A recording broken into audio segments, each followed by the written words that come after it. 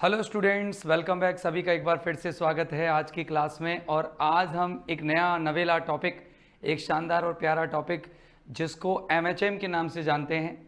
MHM दरअसल phrase analysis का एक भाग है, या हम कह सकते हैं कि जहाँ पर सेंटेंस के छोटे छोटे टुकड़ों का हम एनालिसिस करेंगे, जहाँ पर हम ये पता करेंगे कि एक शब्द से बड़ा क्या होता है और कैसे ये फ्रेज बनते हैं और कैसे इसका क्वेश्चन आएगा एग्जाम में।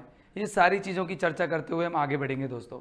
शुरू करने से पहले 1 मिनट रुक जाइए, बस मैं भी आता हूँ। 1 मिनट रुक जाइएगा, शुरू करते हैं क्लास को। बढ़िया तरीके से शुरू करेंगे और उम्मीद है कि आप बहुत बढ़िया ध्यान के साथ इस टॉपिक को पढ़ेंगे। तो शुरू करते हैं डियर फ्रेंड्स आज की क्लास को फ्रेज एनालिसिस के साथ।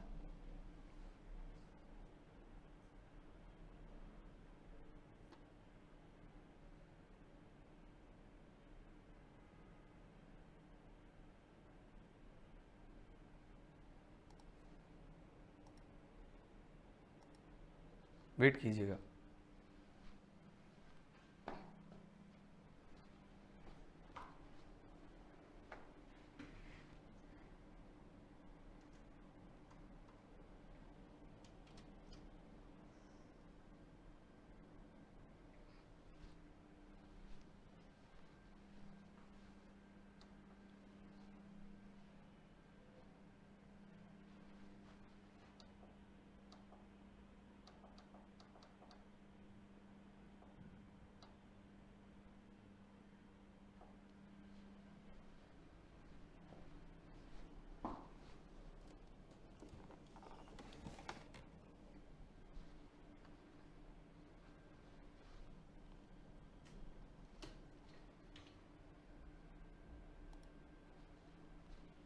हाँ जी, स्टार्ट करते हैं। थोड़ा सा मुझे डिस्प्ले देखने में दिक्कत आ रही थी, इसलिए थोड़ा सा टाइम लगाया। शुरू करते हैं। आज की है क्लास 1 और क्लास 1 में हम यही पढ़ने वाले हैं कि MHM क्या होता है। देखिए, MHM में हम लोग आज क्या पढ़ने वाले, एक बार थंबनेल को रीड करो। थंबनेल का मतलब क्या है? देखो, ये RPSC ग्रेड सेकंड के लिए है, एक्सक्लूसिव टॉपिक है ये, और किसी एग्जाम के पॉइंट ऑफ व्यू से नहीं है। सिर्फ ग्रेड सेकंड के ही बच्चे इसको देखें और कोई बच्चा इसको ना देखें, ठीक है। इसके अलावा ये इंग्लिश विषय का है। और MHM मतलब मॉडिफायर, हेडवर्ड और मॉडिफायर। ये रूट वर्ड होता है। ये रूट वर्ड के अलावा ये मॉडिफायर होते हैं, प्री वाले और ये पोस्ट वाले मॉडिफायर होते हैं। इसके अंदर हम कंप्लीटली फ्रेज एनालिसिस यानी वाक्यांशों का एनालिसिस करना सीखेंगे। वाक्यांश शब्दों का ग्रुप होता है और उसका एनालिसिस करना सीखेंगे। आज हमारी क्लास पहली है और हम आज इस क्लास के अंदर हम नाउन फ्रेजेस को भी डिस्कस करेंगे। अगर आप इसका कंप्लीट कोर्स लेना चाहते हैं तो ऑनलाइन कोर्स कंप्लीटली अवेलेबल है। शुरू करते हैं दोस्तों आज की क्लास को। देखिएगा, MHM फ्रेज एनालिसिस, आपको टॉपिक का नाम साफ साफ दिख रहा होगा, ऊपर भी हेडर पर हर बार रहेगा, तो आपको बार बार मुझसे पूछने की जरूरत नहीं पड़ेगी। अगर कोई बच्चा बीच में भी वीडियो देखने आएगा तो उसको कंप्लीट पता रहेगा कि टॉपिक क्या चल रहा है। तो इसका क्वेश्चन आता कैसे है? इसका क्वेश्चन ग्रेड सेकंड के अंदर 2018 में पूछा हुआ प्रश्न आपके सामने स्क्रीन पर है। The first chapter of the book ये आया है और आपसे पूछा है कि इसमें कौन सा मॉडिफायर है, कौन हेडवर्ड है, कौन क्या है। तो ये क्वेश्चन पूछा है और ऐसे दिया हुआ होता है HMMH, HMMM, MMHM, HHMM। दरअसल ये होते क्या हैं, इनकी जानकारी भी हम लेंगे। The first chapter of the book, इसमें क्या क्या है। तो अगर आपको ये एनालिसिस करके बताया जाए तो देखो, चैप्टर आपका रूट वर्ड है कि सर कैसे आपको पता लगेगा रूट वर्ड, और रूट वर्ड को आप क्या बोलेंगे? हेड। ये आपका एडजेक्टिव है यानी कि ये मॉडिफायर है, और इससे पहले आर्टिकल आ रहा है, ये भी मॉडिफायर है। और ये पूरा ऑफ करके जो एक साथ आ रहा है ऑफ द बुक, ये भी आपका क्या है? ये आपका मॉडिफायर है, पोस्ट वाला। अगर कोई इसी में से पूछे तो आपको ये बताना है कि ये इसका मॉडिफायर है और ये इसका हेड वर्ड है, राइट। ये MH का फॉर्मेट है और ये कंप्लीटली इसमें सेट हुआ है। तो आपका बनाएगा MMHM, यानी ये ऑप्शन होना चाहिए MMHM, यानी कि option 3 is the right answer. लेकिन my dear students, how will you solve it? तुम इसे सॉल्व कैसे करोगे? इसके लिए पूरा कंप्लीट नॉलेज होना चाहिए। तो चलो, कंप्लीट नॉलेज को प्राप्त करने के लिए चलते हैं हम क्लास में। क्लास देखते हैं किस तरीके से हम इसको सेट करते हैं। ये देखिए, ये जो MHM स्ट्रक्चर है वो क्या होती है। पहले तो हम MHM का स्ट्रक्चर समझते हैं कि MHM स्ट्रक्चर होता क्या है। ये जो लिख रहा है MHM, ये होता क्या है। तो माय डियर स्टूडेंट्स, अब आप नोटिस करेंगे बोर्ड, मुझे लिखना है हेड यानी कि हेडवर्ड, और इधर लिखना है मॉडिफायर, और इधर लिखना है मुझे एक और मॉडिफायर, ठीक है ना, ये मॉडिफायर अब सही है, ठीक है ना, अब सही है ना, पहले गलत था। क्यों गलत था? क्योंकि पहले मैंने मॉडिफायर को बीच में ले लिया था और दोनों साइड हेडवर्ड कर दिए थे, दैट वाज रॉन्ग। अब देखना यहाँ पर, यहाँ हेडवर्ड जो होता है, हेडवर्ड को ही हम रूट वर्ड कहते हैं, हेडवर्ड को ही हम क्या कहते हैं? Root word. ये रूट क्या क्या हो सकता है? ये रूट आपका नाउन हो सकता है, ये रूट आपका एक प्रोनाउन हो सकता है, ये रूट आपका एक वर्ब हो सकती है, और ये रूट आपका एक एडजेक्टिव या एडजेक्टिव भी हो सकता है। ये रूट आपका ये हो सकता है, रूट में आपको ये चीजें दिखने को मिलेगी, नाउन, प्रोनाउन, वर्ब और एडजेक्टिव। इसके बाद अगर हम बात करें, ये मॉडिफायर होगा। तो मॉडिफायर कौन होगा? मॉडिफायर को हम ज्यादातर एडजेक्टिव के नाम से रिप्रेजेंट करेंगे।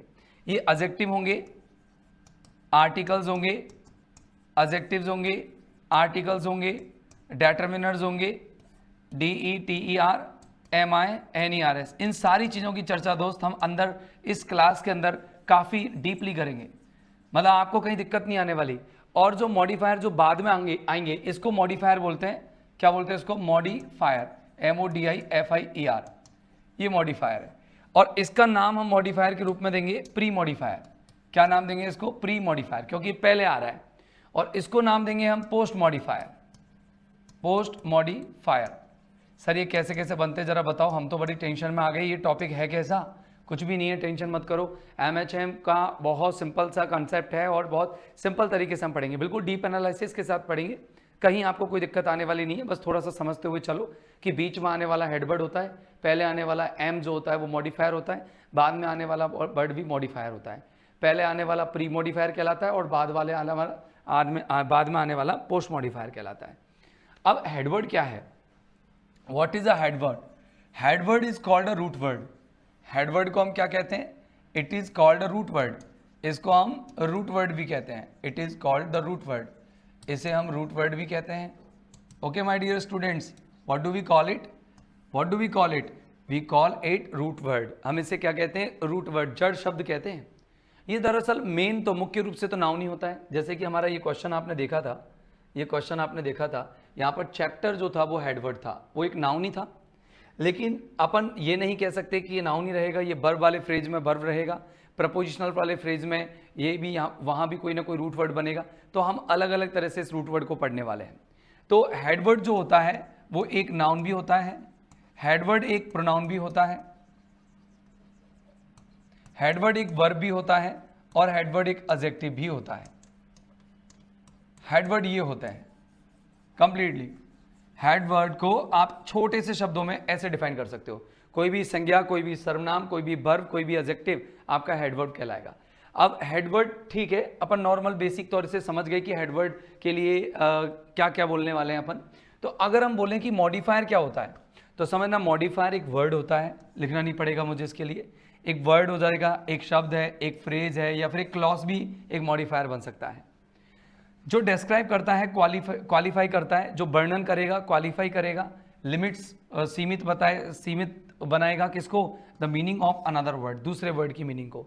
दरअसल जो अनदर वर्ड होता है वो दरअसल हेड वर्ड ही होता है, हेड वर्ड को मीनिंग डिफाइन करने का काम करता है। जैसे मैं आपको समझाता हूँ, जैसे मेरे पास बॉल है, बॉल एक शब्द है, नाउन है, वस्तु का नाम है, नाउन है। अब बॉल से पहले मैंने लिख दिया कि ग्रीन बॉल, तो ग्रीन इसका कलर बताया गया, यानी कि डिफाइन करने के काम आया है, क्वालिफाई करने के काम आया है। उसको क्वालिफाई किया है कि भाई वो जो बॉल है आपकी वो कौन सी है, वो ग्रीन कलर की बॉल है, राइट। तो ये तो इसका मॉडिफायर हो गया, ये इसका हेडवर्ड हो गया, ठीक है ना। मैंने बोला कि बुक है मेरे पास, एक नाउन है बुक, और मैं इसको डिस्क्राइब कर रहा हूँ, बुक कैसी है? इंटरेस्टिंग है। बुक को मैंने डिस्क्राइब करने के लिए एक वर्ड यूज किया इंटरेस्टिंग। तो इंटरेस्टिंग वर्ड किसके लिए यूज हुआ है? बुक के लिए। तो बुक तो हो गया आपका हेडवर्ड, और ये इंटरेस्टिंग हो गया मॉडिफायर, ठीक है मेरे भाई, आगे बात समझ में। अगला देखना, अगला कैसे मॉडिफायर होगा। अब जैसे मैंने एक और वर्ड लिखा, जैसे मैंने कहा फादर, फादर है, और फादर से पहले लिख दिया माय फादर।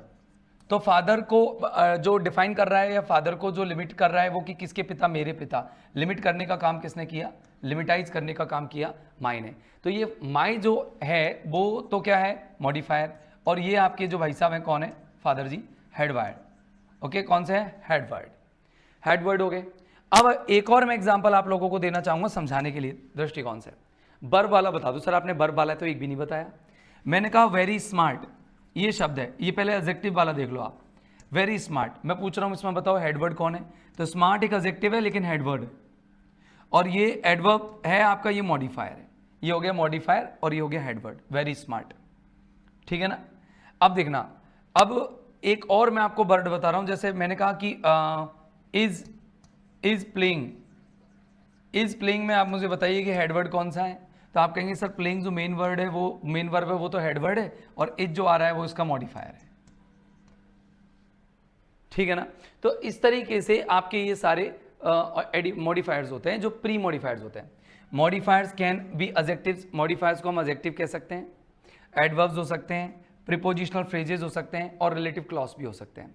मतलब एडफायर जो अपन ने ये सारे पढ़े हैं, वो सारे के सारे एडजेक्टिव्स पढ़े हैं, लगभग एडवर्ब पढ़े। देखो ये एडवर्ब है, ये सारे एडजेक्टिव्स हैं। ठीक है ना? और एक वर्ब, हेल्पिंग वर्ब भी अपन ले लिए, और एक प्रपोजिशनल फ्रेज और रिलेटिव फ्रेज भी हो सकता है। तो मैं प्रपोजिशनल फ्रेज और रिलेटिव फ्रेज के बारे में आप लोगों को जानकारी दे देता हूँ। आगे देखिए, ये अभी थोड़ा सा मैं एक ब्लैंक पेज लेना चाहूँगा। ये देखिए, मैं आपको प्रपोजिशनल फ्रेज और आपको जो रिलेटिव फ्रेज है उनके बारे में जानकारी दे देता हूँ। जैसे मैंने एक एग्जाम्पल लिखा, मैंने कहा कि very smart boy of this class, very smart boy of this class, right? मेरे पास इतना सा फ्रेज है। अब आपसे कहें कि हेडवर्ड कौन है, तो आपका नाउन जो है वो तो है हेडवर्ड। ये आपका कौन है? स्मार्ट मॉडिफायर, ये इसका मॉडिफायर है। ये अगर इतना इतना सा पूछता अंडरलाइन करके तो ये हेडवर्ड और ये मॉडिफायर हो जाता। अब आपको देखो, ये बॉय के आगे भी कुछ विशेषता बता रहा है। बॉय कहाँ का है? बॉय है ऑफ दिस क्लास। तो बॉय को डिफाइन करने का काम किया है किसने? ये मॉडिफायर ने, कि भाई हम और कहीं के लड़के की बात नहीं कर रहे हैं, हम इस क्लास के लड़के की बात कर रहे हैं। तो ये भी मॉडिफायर है, लेकिन ये पोस्ट मॉडिफायर है, ये प्री मॉडिफायर है। ये प्रपोजिशन से जुड़ा हुआ है, इसीलिए प्रपोजिशनल फ्रेज है। प्रपोजिशन से जुड़ा हुआ है, ये प्रपोजिशनल फ्रेज है। जैसे मैंने एक एग्जांपल लिखा, आई फाउंड अ बुक, मेरे को एक बुक मिली इन द बैग, मेरे को एक बुक मिली बैग में। और आपको पूछा कि इसकी स्ट्रक्चर बताओ, इसकी स्ट्रक्चर क्या है? अब आप इसकी स्ट्रक्चर को कैसे डिफाइन करोगे? चलो बताओ, नाउन बताओ, नाउन कहाँ है? नाउन है मेरे भाई साहब बुक। क्या है नाउन? बुक। ये आपका हेडवर्ड हो गया, ये आर्टिकल आ गया, ये इसका मॉडिफायर हो गया। और ये इन द बैग जो आ रहा है, ये प्लेस आ रहा है इन द बैग, ये आपका क्या हो गया? ये आपका इन द प्लेस, ये मॉडिफायर हो गया, राइट? हो गया कि नहीं हुआ मॉडिफायर? तो ये हो गया MHM। ये क्या स्ट्रक्चर हो गया? MHM। तो आपको एक सेंटेंस दे करके भी इस तरीके से पूछ सकता है। तो ये प्रपोजिशन वाला जो फ्रेज है, ये इन द बैग, बुक कहाँ है? इन द बैग। कहाँ का जवाब? किसका का जवाब? प्रपोजिशन के साथ जो जुड़ेगी चीजें, वो आपकी प्रपोजिशनल फ्रेज या पोस्ट मॉडिफायर भी कही जाएंगी। इसके बाद अगर हमने रिलेटिव प्रोनाउन की बात करनी है, तो रिलेटिव प्रोनाउन को हम कैसे समझेंगे वो समझ लो आप।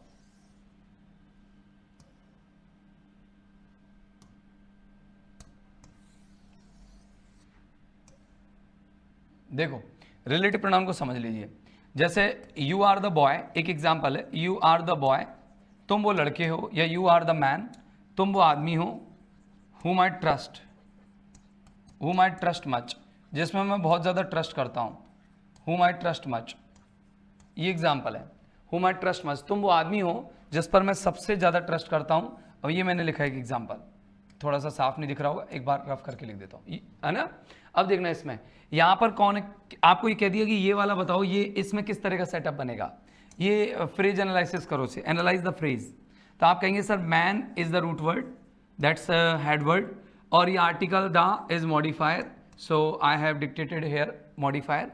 और ये हु जो रिलेटिव प्रोनाउन है, ये आपको पढ़ा दिए गए हैं। मैंने आपसे बोला भी था कि मैं प्रोनाउन आपको पढ़ा रहा हूँ, आपके सिलेबस में है नहीं, लेकिन मैं पढ़ा रहा हूँ क्योंकि आपको ये काम आएंगे। तो रिलेटिव प्रोनाउन आपको पढ़ाए गए हैं, और रिलेटिव प्रोनाउन की कंप्लीट लिस्ट, आपको प्रोनाउंस की पूरी लिस्ट आपको बना करके यूट्यूब पे डाली गई है, आप वहाँ देख सकते हैं। ये मॉडिफायर हो गया। क्या हो गया माय डियर फ्रेंड्स? ये मॉडिफायर हो गया। This is the modifier, this is the modifier. Okay my dear students, तो